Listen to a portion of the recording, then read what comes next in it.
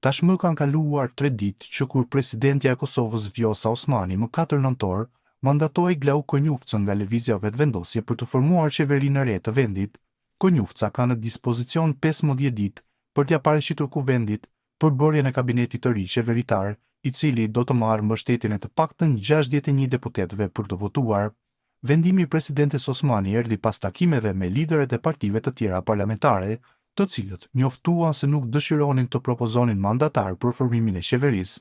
Në këtë situatë, sipas kushtetutës, nëse ekziston një emër i propozuar për mandatarin e dytë, presidenti është e detyruar ta emërojë atë dhe nuk ka hapësirë për refuzim. Osmani kujtoi se bazuar në aktgjykimet e gjykatës kushtetuese, nëse pas 2 përpjekjeve nuk arrihet formimi i qeverisë, atëherë vendi duhet të shkojë në zgjedhje të jashtëzakonshme. Është interesi i qytetarëve që të kemi institucione funksionale dhe të bëhen çdo përpjekje e mundshme për krijimin e tyre në mënyrë që të miratohen vendimet e rëndësishme për vendin, deklaroi presidentja duke përmendur ndër të tjera nevojën për votimin e zgjatjeve buxhetore, përgatitjen e buxhetit të vitit 2026 dhe ratifikimin e disa marrëveshjeve ndërkombëtare.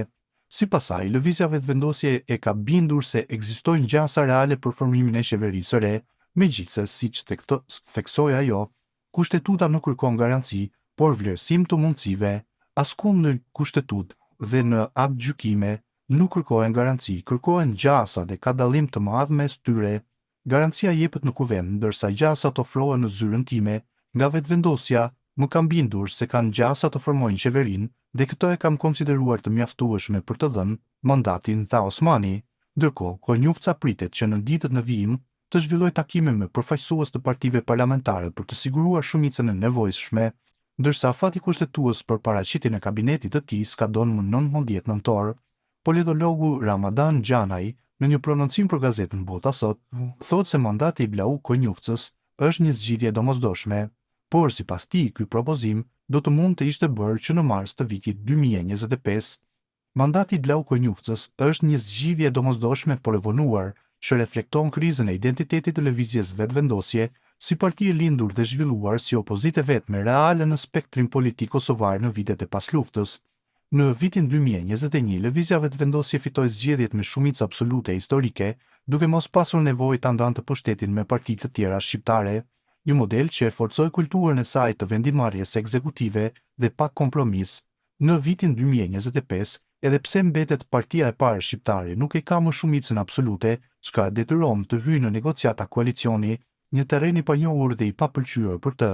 Në këtë kontekst, propozimi i Konjufcës që mund të ishte bërë që në mars 2025 duket si një lëvizje taktike e vonuar për të shmangur zgjedhjet e reja, por edhe si një hap i domosdoshëm. Pjekurie politike, deklaroi Gjanaj.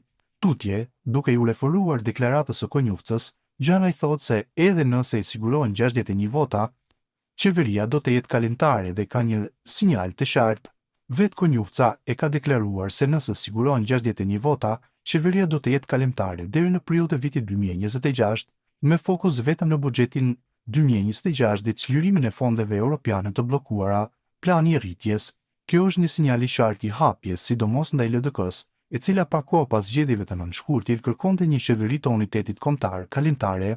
Është një kompromis i detyruar nga aritmetika, por që tregon se lëvizja vetëvendosje po mëson ngadalë se të qenit i pari nuk mjafton më për të imponuar vullnetin ekzekutiv, shton politologu. Ai thotë se gjasat janë të ulta për qeverinë e Konjufcës, por jo zero.